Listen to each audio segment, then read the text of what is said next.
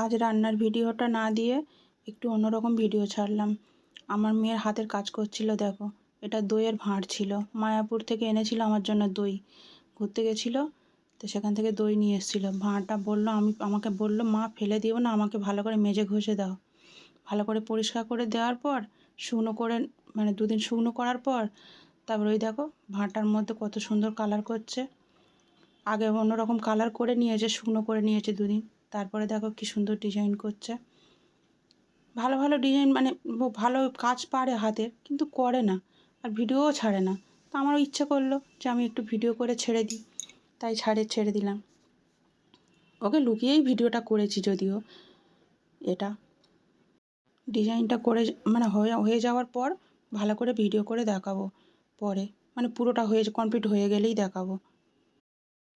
ভাঁড়টা পুরো design complete হয়ে যাওয়ার পর আমার মেয়ে বাগানে গিয়ে রোদ্দুরে শুকোতে দিয়েছিল। দেখো কি সুন্দর করেছে ডিজাইনটা, খুব ভাল লাগছে দেখে। যাই হোক, আর তো ফেলতেও ইচ্ছা করছে না। এবার ভাঁড়টা যে কী করবো, কীভাবে ব্যবহার করব বুঝতে পারছি না।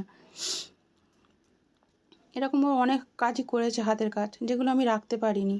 আমার ঘর ছোট তো, রাখার জায়গাও নেই। আমরা ঘরের মধ্যে কোথায় আর কী রাখবো ভেবে পাই না।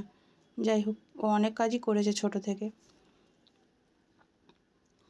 খুব সুন্দর। আবার এখন বসে বসে অন্য কাজ করছে, দেখবে? দাঁড়াও তোমাদের একটু দেখাই ও কী কাজ করে। এটা পিছনটা দেখো কি সুন্দর করেছে, আরও এটা পিছন সাইড ছিল। এবারে দেখো ও আর কি করে রেখেছে সেটা দেখাই, মানে এখন কি কাজটা করছে সেটা দেখাই। আগাগোড়াই ওর হাতের কাজ ভালো, খুব পারেও, মানে এসবের প্রতি ওর আগ্রহ খুব আছে। আরও অনেক কিছুই করে, যাই হোক খুব ভালো হয়। এই যে এখন কাগজের ফুল করছে, দেখো কি সুন্দর।